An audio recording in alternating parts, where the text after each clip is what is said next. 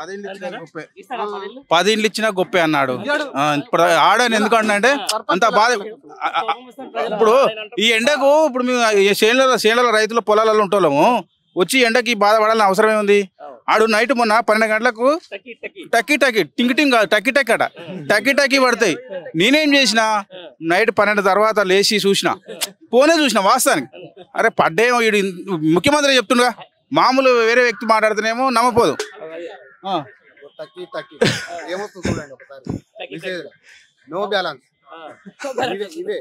టక్కి అంటే నేను లేచి చూసినా ఒకటి చూస్తే ఒకటి లేదు. సరే నైట్ పండుకురేమో అధికారులు తెల్లారేస్తారేమని మళ్ళీ 12 గంటల దాకా చూసిన ఇది లేదు అది లేదు. ఈ బోగస్ మాటలు మొత్తం బొల్ల మాటలు, ఈ బోగ మాటలు బొల్ల మాటలు అంతా ఏది కాదన్నా, ఏది కాదు.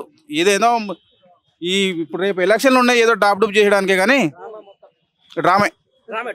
ఏదేమైనా కూడా రైతులు బాగుండాలి. రైతు బంధు వీళ్ళు చెప్పే రైతు భరోసాను రావాలి. వస్తుందని నమ్మకం ఉందా? రాదన్న, రాదు, అయిపోయిందిగా అది. రాదు, రైతు బంధు లేదు, రైతు భరోసా లేదు, ఇందిరా మిల్లు లేదు, ఏది లేదు. అంతే కాలం గడిపించుకోవడం ఓట్ల కోసం.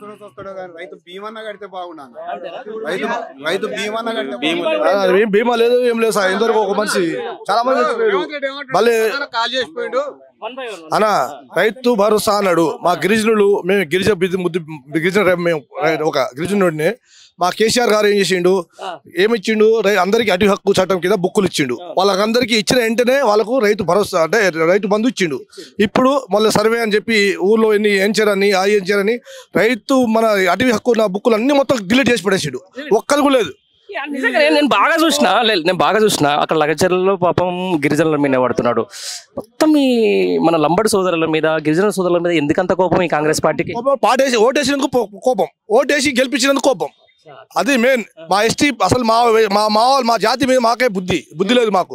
ఎందుకంటే ఓటేసి వద్దురా నాయన వాడు వద్దురా వాళ్ళ దొంగ నాటకాలు కాంగ్రెస్ వాళ్ళు అని చెప్తే కూడా కూడా మా ఎస్టీ ఓట్లతోని, ఎస్సీల ఓట్లతోని, బీసీ ఓట్లతో గెలిచినాడు. ఇవాళ ఎవరిని పట్టించుకోవట్లేడు. మా ఎస్టీ మాత్రం మొత్తం అటు హక్కు కనుక్కోండి మీరు కూడా. అటవీ హక్కు చట్టం కింద వచ్చిన బుక్కులన్నీ మొత్తం డిలీట్ చేసి పడేసారు. కాబట్టి ఏదో ఓట్ల కోసమని ఇచ్చిన ఇండ్లు కూడా గ్రామ సభలో చదువుతుంటే పాప అధికారులు ఏం చేస్తారు? అధికారులు ఏముంటది మొత్తం పైనుంచి వచ్చింది అంటారు. వాళ్ళు పైనుంచి వచ్చి ఎక్కడి నుంచి పైన ఆకాశం ఊడిపడదా?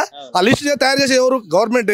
దాంట్లో కొంతమంది టీఆర్ఎస్ పేరు పెడితే అక్కడ రోజు లీడర్లు అరే మేము మొత్తం పాత అప్పుడు కాంగ్రెస్ టీఆర్ఎస్ వాళ్ళు పెట్టి తయారు చేసిపోయి ఆ లిస్ట్ అంటారంట కొంతమంది చెప్తారు. తప్పించుకోవాలి. కానీ ఇప్పుడు అందరికి జనాలకు బాగా బుద్ధి వచ్చింది. ఎందుకంటే ఇవాళ చూస్తే జనము తండాలుగా వచ్చారు. మీరు చూసినా ఉన్నారు. ఈడ ఏదో పైసలు ఇచ్చి వచ్చింది కదా, ఈ ఓట్ల కోసం కాదు రాలే. జనాలకు రైతు బంధు కేసీఆర్ మళ్ళీ పరిపాలన రావాలి, కేసీఆర్ మళ్ళీ రావాలి, మళ్ళీ కేసీఆర్ రైతు బంధు మళ్ళీ అందరికి ఇవ్వాలి. ఎంప్లాయీస్ కాదు, పార్టీ అతీతంగా అందరికి రైతు బంధు వేసిండు. కాబట్టి దేవుడు అని చెప్పి చూపుతున్నాడు. ఈ తెలంగాణ గడ్డ మీద మా గిరిజన బిడ్డ కేసీఆర్. బండి వెంకటేష్ నా పేరు. బీఆర్ఎస్ పార్టీ దత్తగూడెం గ్రామ శాఖ అధ్యక్షుడు. కార్యకర్త వచ్చిందా టకీ మెసేజ్? రాలేదన్నా. ఏడొస్తుంది? రైతులను మోసం చేసిన రేవంత్ రెడ్డి రైతు బంధు కాదు కదా, ఏ బంధు కూడా ఇచ్చే పరిస్థితి లేదు. ఎందుకు అంటే రాష్ట్రంలో ఇంత దౌర్భాగ్య పాలన అందిస్తున్న రేవంత్ రెడ్డి ఆయన జీవితంలో రైతు బంధు కాదు కదా, ఎలాంటి పథకం కూడా ఇచ్చే పరిస్థితి లేదు. అది కేవలం పుండకోరు మాటలు, భోగం మాటలు చెప్పి అధికారంలోకి వచ్చిండు. అధికారంలోకి వచ్చి కుటుంబానికి అధికారం ఇచ్చినట్టే ఉంది తప్ప రాష్ట్ర ప్రజలకు ఎలాంటి న్యాయం చేయకుంటున్నాడు. దీని పట్ల బీఆర్ఎస్ పార్టీ కార్యనిర్వాహక అధ్యక్షుడు కేటీఆర్ గారి నాయకత్వంలో రానున్న రోజులలో ఇంకా ఉద్రిక్తం చేస్తాం. ఇటువంటి ప్రోగ్రాంలు, మహాధర్నాలు ఇంకా ఉద్రిక్తం చేస్తాం. ఉమ్మడి నల్గొండ జిల్లా కదా? అవునన్నా. ఉమ్మడి నల్గొండ జిల్లాలో పెద్ద రెడ్లు ఉన్నారు కదా మంత్రులు. ఈ 13 నెలల్లో జరిగిన పెద్ద ప్రయోజనం ఏందో చెప్పు నాకు. ఈ 13 నెలల పెద్ద ప్రయోజనమా? ఒక్కడి కూడా లేదు. ఒక్క మాట చెప్పమండి. అరే ముఖ్యమంత్రి స్థాయిలో కదా భయ్ వాళ్ళు కూడా. ఈ ఉమ్మడి నల్గొండ జిల్లాలో కోమటిరెడ్డి వెంకరెడ్డి గారు ఉన్నారు, ఉత్తమ్ కుమార్ రెడ్డి గారు ఉన్నారు, పెద్ద నాయకులు ఉన్నారు. ఈ ఉమ్మడి నల్గొండ జిల్లాకు ఒక్క మేలు చేసినట్టు చూపిస్తే మేము దేనికైనా సిద్ధం. అసలు చేస్తలేరా? ఎలాంటిది ఏం లేదు. కానీ కేసీఆర్ గారి నాయకత్వంలో యాదాద్రి భువనగిరి జిల్లా 3 జిల్లాలుగా విభజించబడింది. పాలన ప్రజల దగ్గరకు వచ్చింది. యాదాద్రి టెంపుల్ ను అద్భుతంగా తీర్చిదిద్దిన KCR. Suryapet medical college, Nalgonda medical college, Yadadri medical college ఇప్పించిండు. మరి అవన్నీ చేసిన తర్వాత వీళ్ళు ఏం చేస్తా అనుకుంది చెప్పరాదు మరి. ఓలు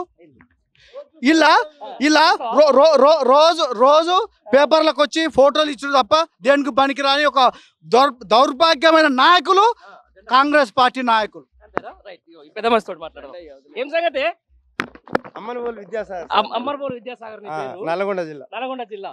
రైట్. ఎందుకు మరి రైతులు మళ్ళా రోడ్ ఎక్క కాడికి వచ్చింది పాలన? ఏం లేదు సార్, కేసీఆర్ పాలన అన్నారు. కేసీఆర్ పాలన అంటే మంచి 30 సంవత్సరాలు ఉన్న వాళ్ళు కేసీఆర్ పాలన మంచిగుందని అంటే, ఈ 30 సంవత్సరాలు ఉన్న వాళ్ళు ఏం చేశారంటే ఇందిరమ్మ పాలన అంటే అదెంత మంచిగుందో అనుకున్నారు సార్ వీళ్ళు. నేను చూసిన సార్ ఇందిరమ్మ చనిపోకతలు కూడా చూసాను. నేను 63 సంవత్సరాలు అనుకుంటా సార్. ఎప్పుడైనా ఈయన చంపుడు ఆయన చంపుడు దొంగలు ఏది ఎప్పుడు కమ్యూనిస్ట్ పార్టీ ఉండే సార్ ఎక్కువ. అప్పుడు ఎన్టీ రామారావు గారు వచ్చిండ్రు, వాళ్ళు ఒక్కటి మాత్రం జర మంచిగా చేసిండు. మళ్ళీ తర్వాత మన కేసీఆర్ గారే మంచిగా చేసిండు సార్. అంతే సార్. మంచిగా చేస్తే ఎందుకు తీసుకుపోయాడు కూర్చోబెట్టారు? ఇప్పుడు కేసీఆర్ గారు నేను చెప్తాను సార్, కొంతమంది ఇక ఈ మాటలను నమ్మి ప్రజలు ఏం చేసినంటే ఇంకా మంచిగా చేస్తున్నాం చూద్దాం 10 సంవత్సరాల పరిపాలన చేసిందిగా సారు అన్నారు. కానీ సారు మీద ఏమాత్రం ప్రజలకు మాత్రం వ్యతిరేకం లేదు సార్. సరే ఎమ్మెల్యేలు ఇట్లా కొంచెం ఏదైనా చేసి మనం ఉండొచ్చు కానీ లేదు సార్. ఈ రేవంత్ రెడ్డి మా అటువంటి మామూలు కార్యకర్త నేను కూడా మాట్లాడతా సార్, నాకు జవాబు ఇవ్వలేడు సార్ ఆయన. అంతే. నేను మినిమం నేను మాట్లాడితే దావోస్ లో పెద్ద పెద్ద ఇంగ్లీష్ మాటలు మాట్లాడతాడు, ట్రేడ్ సీక్రెట్ అంటాడు. సార్ తెలుగులోనే మాట్లాడదాం. ఇప్పుడు ఒకటి సార్, మీరు ఉచితం అంటే బస్సు ఉచితం అని ఎందుకు పెట్టిస్తారు? ప్రతి మహిళకు అక్క చెల్లెలకు మీరు మంచిగా ఇస్తానన్నారు కదా సార్. ఇస్తానన్నప్పుడు మీరు ఏం చేయాలి? ప్రతి మొట్టమొదటి మహిళకు 250 గయ్యి మొట్టమొదటి నువ్వు ఇస్తే, ఈ రైతు బంధు లేదు, రైతు భరోసా లేదు, అన్ని ఒట్టి లెక్కలేని మాటలు చెప్పి నువ్వు పెద్ద సీఎం అంటే నీ కుర్చీకి ఎంత విలువ ఉంటుంది సార్? మామూలు విలువ సార్ అది. ఇదే ఉమ్మడి నల్గొండల ఓ జానా రెడ్డి, ఓ వెంకట్ రెడ్డి, ఓ ఉత్తమ్ కుమార్ రెడ్డి, ఇంకో రెడ్డి, ఆ పొడుగు రెడ్డి, పొట్టి రెడ్డి, మస్తు మంది రెడ్లు ఉంటారు. అంత వీళ్ళు అప్పుడు వాళ్ళ ప్రభుత్వంలో మా కుమార్ రెడ్డి, వెంకరెడ్డి వీళ్ళంతా మంచి వాళ్ళే ఉంటారు సార్. అసలు ఈ రేవంత్ రెడ్డికి ఎందుకు భయపడుతున్నారు నాకు ఎక్కడ అర్థమవుతలేదు సార్. పొడుగు రెడ్లు ఎందుకు భయపడతారు అంటున్నా? వెంకరెడ్డి సారు ఎందుకు భయపడుతుండో అసలు ఇక్కడ వెంకరెడ్డి సార్ చేయాలి సీఎం లెక్కకైతే పద్ధతిలో. ఇక మరి అన్ని మాయమాటలు చెప్పి ఇక వాళ్ళే దోసుకుంటారు, వాళ్ళే చేస్తారు సార్. ఈయనేమో కేసీఆర్ బయటికి రావాలని చెప్పేసి అన్న అంటాడు, తమ్ముడేమో కేసీఆర్ పాలన బాగుందని చెప్పి తమ్ముడు అంటాడు. ఇది ఎక్కడ లెక్క అంటున్నా? కేసీఆర్ ఇక ఈడ మీటింగ్ పెడితే వచ్చాడు సార్ ఏడికి నగరకాలకు. వీళ్ళు అన్ని దొంగ మాటలు చెప్తారు, మీకు రైతు రామరామ చేస్తారు, అది ఏది ఇయ్యరు చేయరు. మీరు సరే మీకు ఎవరు మంచుకుంటే వాళ్ళకే వేసుకోమని చెప్పండి సార్ ఓట్లు మాత్రం. కేసీఆర్ గారు చెప్పినప్పుడు జనానికి ఎందుకు అట్లా పోయారు? ఇది మా కర్మ మాకు ఇట్లా చుట్టుకుంది సార్. అది అంతే సార్, ఇది మా కర్మ మాకు చుట్టుకుంది. 4 ఏళ్ళు ఇట్లా మరి పరిస్థితి. ఇప్పుడు మన సార్ చెప్తుండగా కేటీఆర్ సార్, ఏమైనా ఉపాయం అంటే ఏం ఉపాయం ఉంటుంది సార్? ఇప్పుడు ఇక చేసేది ఏం ఉపాయం లేదు, అనుభవించవలసిందే సార్. ఇది చేసిన పాపం అనుభవించాల్సిందే అంటావు. ఈ ఉపాయం అనే ముచ్చటే లేదు సార్. లేదు సార్. ఇప్పుడు మీ చాలా చూస్తున్నాం సార్, మేము రోజు చూస్తాం సార్.